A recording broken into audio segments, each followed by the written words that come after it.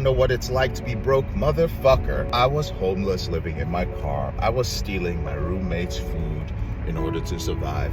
I sold books door to door for 11 fucking years. Good morning, brothers. JK, your brother in the struggle here. Today I'm going to be talking about managing your money and the mindsets you need to have around money when you don't have any money, right? This is in response to a question from a brother in our group, and he asked, I won't say his name for privacy reasons, obviously, but I will tag him in the group.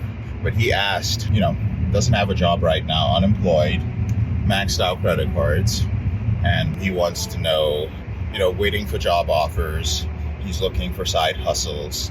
He wants to know the right mindset around money. Did people meet financially successful people in order to figure this out? How do you verify online side hustles and so on and so forth?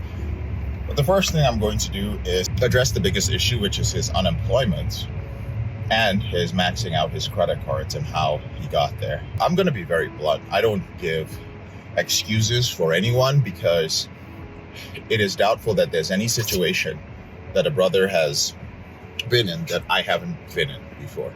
Guys show up with, oh my God, I was falsely accused of rape, been there. Guys show up and like, oh my God, I've been homeless, been there. Guys that shown up have been like, yeah, I had to lie and cheat and do all of these things in order to make a buck in the early days. I've done that in my early 20s and in my teens in order to just survive financially. It doesn't matter what you're going through. I've been there. I'm absolutely transparent, and I will show you. It's part of what I do as a reboot coach. It is literally part of my job description, let's call it, to help you build up these areas of your reboot capital.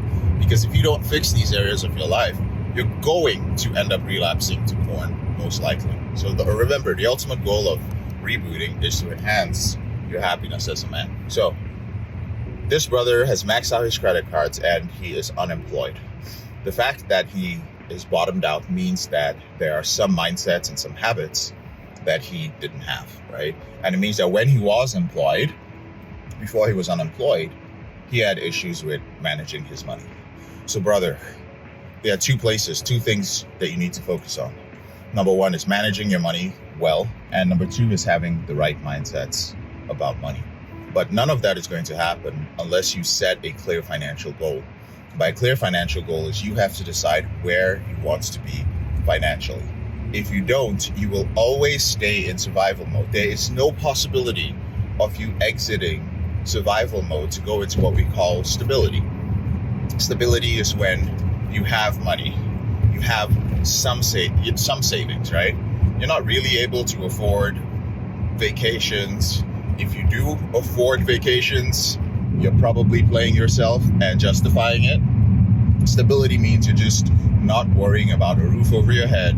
You're not worrying about money in the bank. You're not worrying about feeding yourself. You're good. But stability is where the real work comes in, and that's where you start working so that you can have a little bit of a surplus. That way you can start affording things and you're stepping out of need and stepping more into wants. So you're stepping into a zone of, yeah, I can start buying nicer things and I can start doing things for other people. I'm no longer like, hey man, sorry bro, I can't help you out, man. I'm just trying to survive myself, right? So in order to even move to any of the steps, the big trap that holds guys back in survival mode is just feeling that they're so stuck in that they can't afford, or it is ludicrous to sit down and plan out their future. But what that does is that sitting down and planning, where do I want to be financially? How much do I need to make a month in order to have all the things I want and the space, time, and clarity to do the things that really matter in my life? Because life is not about making money. Life can be about work if that work is fulfilling, right? If it is a purpose, if it is a mission. But if it isn't, life is not about grinding for $1. So again, we only grind for the dollar, so to speak, so that we can actually do the things that matter to us. You have to sit down and write that down, right? What am I working for? And if that thing I'm working for, is it something that's going to bring me freedom and happiness? Trust me on this. you will get there's a level of calmness that will be induced in your life the moment you can do this. The next step is to realize that in order for you to get the base down, you have to decide what's the base and what am I willing to sacrifice. So you are in a rough spot financially, you're unemployed, you're broke. Listen, when I was broke, I sold books door to door. All right? That sucks. Do you know something that I learned about people? When I started recruiting, I remember, I'll never forget this. There was a girl, maybe one day I will forget it. I recruited from New Mexico. I won't say her name. I mean, she was in a tough spot financially. When I recruited, I helped people with everything. I would forward people that I truly believed could do well in selling door to door.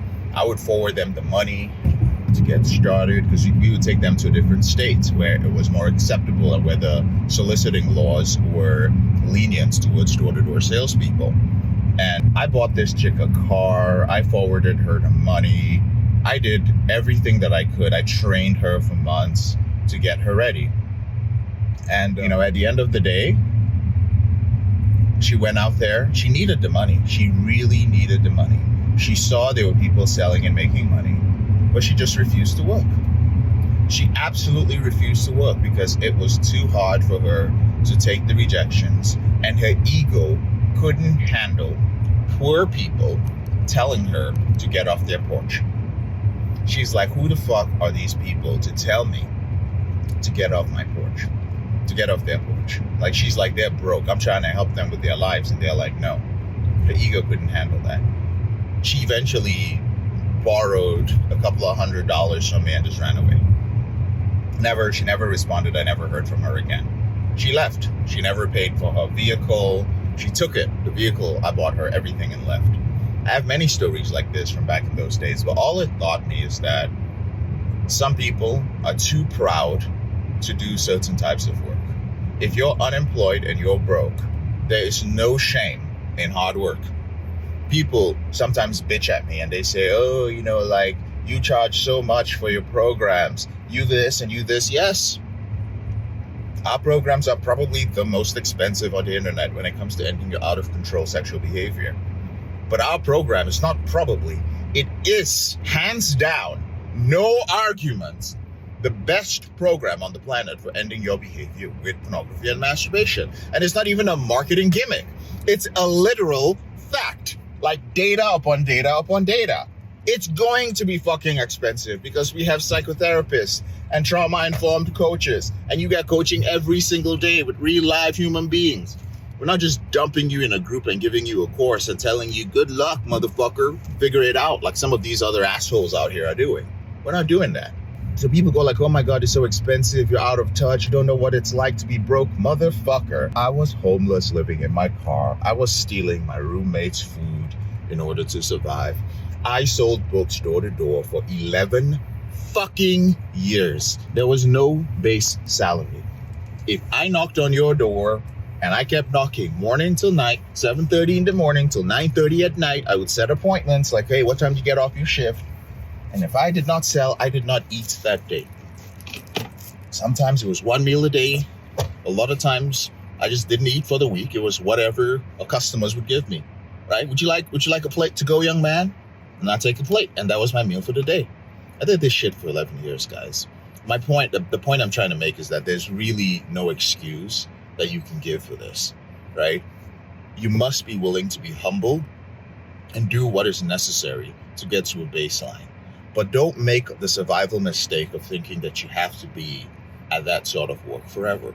Whether it is construction, whether it is sales, it doesn't matter what it is. Look at your current expenses and immediately eliminate everything you do not need and bring it down to the lowest common denominator, right? When I was doing this, I lived in an empty apartment, empty studio apartment when I started. No furniture. If you guys want to see pictures, let me know. Say pictures in the comment section below, and I will drop pictures for you in the community area of YouTube, right? I'll respond to you when the pictures are up there. I will show you my room over the years, different rooms, right? Sleeping bag up till 2016. Yeah? I was 31 years old. Sleeping bag on the floor. Even when I was doing this, even when I was doing very well on the side, doing porn reboots. I still slept on sleeping bag, right? Guys, are you willing to do that? I was 31 years old. Can you do that? Some of you guys are in your 20s and you're just like, oh my God, I need a mattress. Motherfucker, do you need a mattress? For me, a used mattress was $40. $40 was more than a week's worth of groceries for me. Well, at least back then, right? I don't know what it's like now with inflation.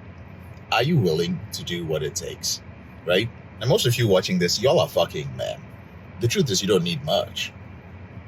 You really don't need much. A roof over your head, a way to get to work, and a goal. And good health, of course. I think you should still hit the gym, right? I've worked with people who literally, they survived. They had a car and they had Planet Fitness. They survived for months. I am not shitting you. I know of somebody who lived in their car. They would work 2 jobs, day shift, and they work an evening shift. They would eat at the restaurant. They would drive their car up to Planet Fitness, tinted, sleep. Wake up, wear workout clothes, go in there, work, jog a little bit, go into the bathroom, shower, get ready, get dressed, go to their next job. That was how they did things for months to save money. There are people doing this. Now, I'm not encouraging you to be homeless, and I'm assuming many of you are in a better situation than that. But I just want you to know that I've seen all kinds of ways that people have survived in this world, and they have made it. And the point I'm trying to make is that chances are you have not maximized every opportunity and resource that you have. So be willing to do the work. Set the goal for the amount that you need to hit so that you're no longer in that situation, and work towards it. Save that amount. Then if you need to move to a nicer place, a more comfortable place, then move to that place. That is what I have done over and over and over again. This goes from unemployment to selling books to saving money, moving out of a studio to a 1-bedroom, moving out of a 1-bedroom to a 2-bedroom. From the 2-bedroom, I bought my first property. From there, but the next. I didn't buy a house. I bought property. That's what I did. That's how I was playing it before I moved into my own place, right?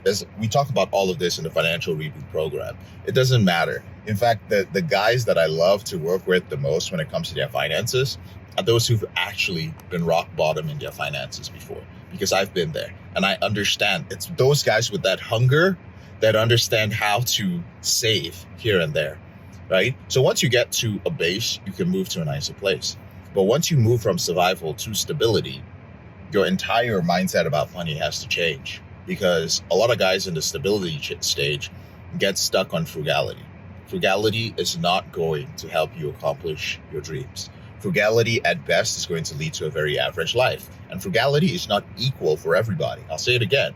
Frugality is not equal for everyone. The guy making $40,000 a year being frugal, his life is going to be very different from the guy who's making $75,000 a year. Similarly, the guy making $75,000 a year living in New York City, his life is going to be very different being frugal than the guy who lives in Wichita, Kansas, making $40,000 a year. Guy in Wichita, Kansas is going to be living the good life. The guy in New York is going to be living like a rat. Okay? This is the reality. So also where you're located is important. What does that mean? It means that sometimes you may have to change locations so you can move to a more affordable place. People be living in Portland, New York, California, like a rat with roommates. And then you're saying, oh my God, I'm broke and unemployed. Get the fuck out of there, right? Be willing to do that, especially if you're younger. There's nothing wrong with it.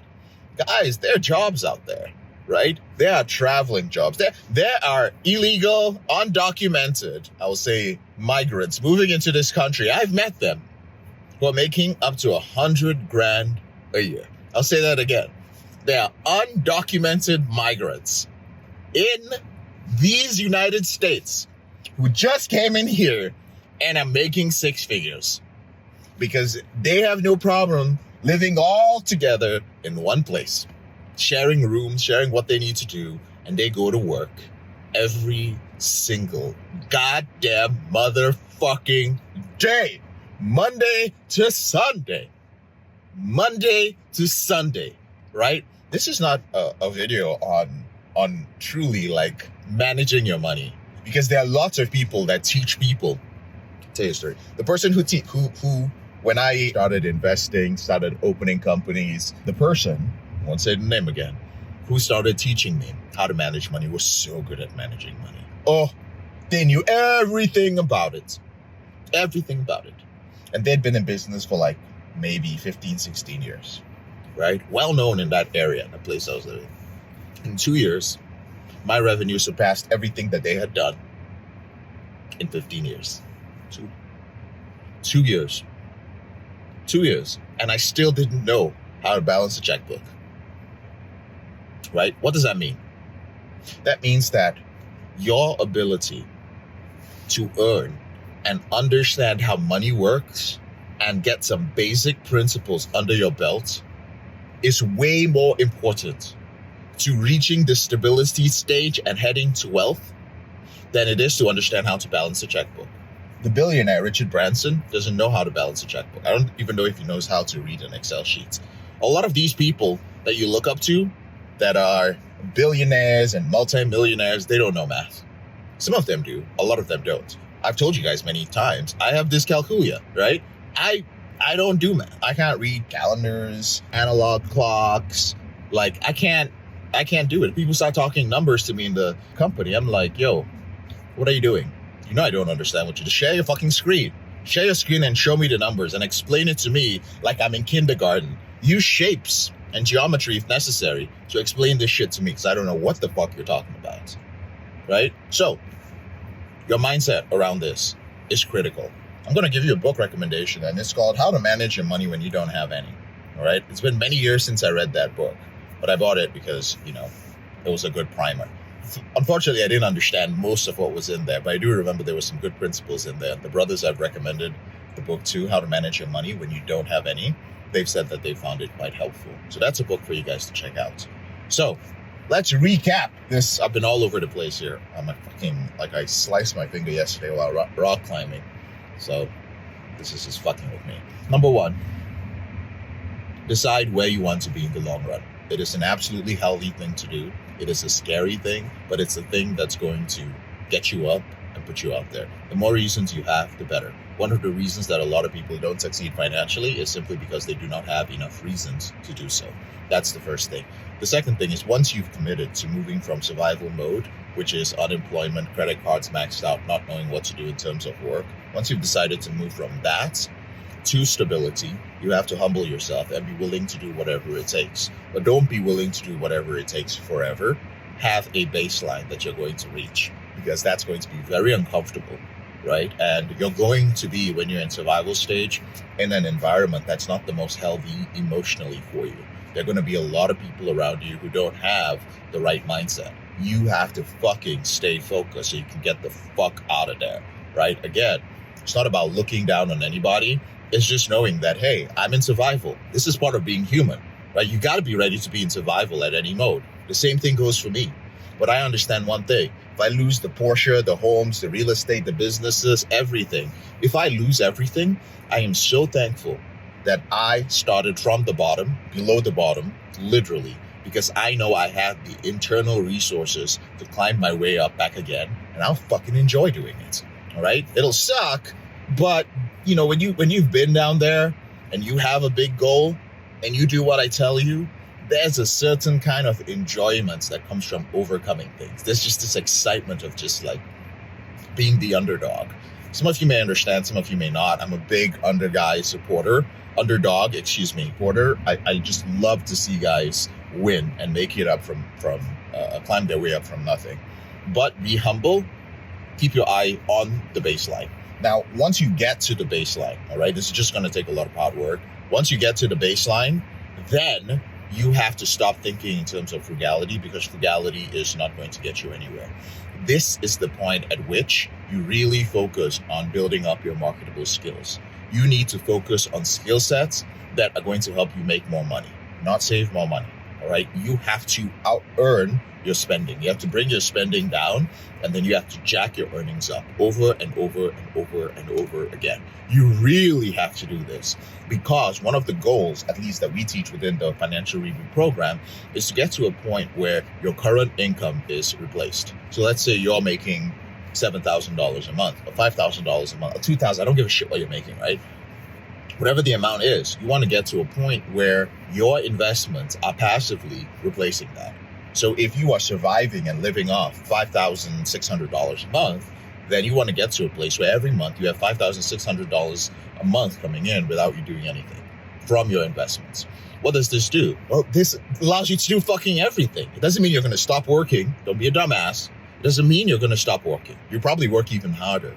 But now you can afford to work on the things that matter, right? There's a reason I can sit in my Porsche and run my mouth to you guys for 20 minutes. You're like, don't you have something to do? I have coaching to do and shit to do, but I actually enjoy doing this. I don't give a fuck about the YouTube format or the fucking algorithm, or I'll just run my fucking mouth. Why? Because I don't need a dime from you guys, right? I'm just here doing my thing, sharing it. If there's value you can get from it, you get from it. But the point is that you're going to be able to speak with freedom, because you don't need anything from anybody, right? A lot of people cannot speak with freedom and do the things that they want to do because they're worried that they're going to get canceled.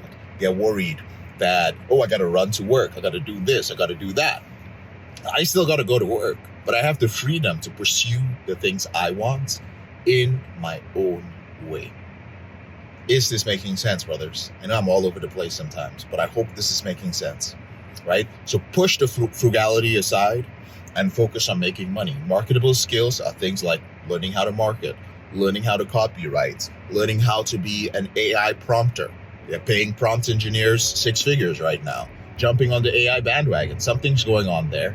Get into that. Learning how to sell, learning how to be a closer. People look for people who can close sales for them on the phone and in the DM.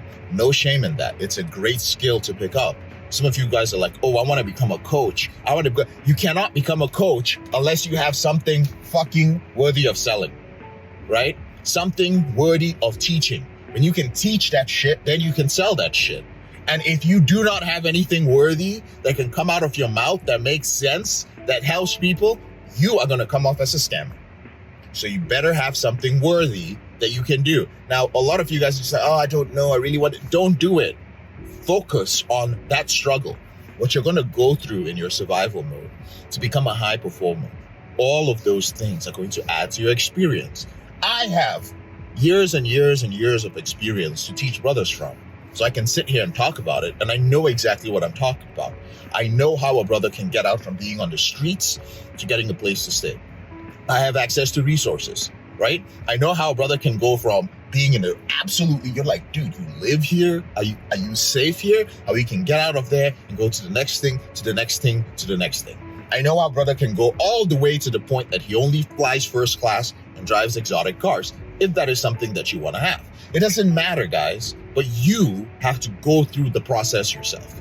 And trust me, it doesn't take like years and years and years. The beautiful thing about living in the time we do is that there's never been an easier time in history to make money.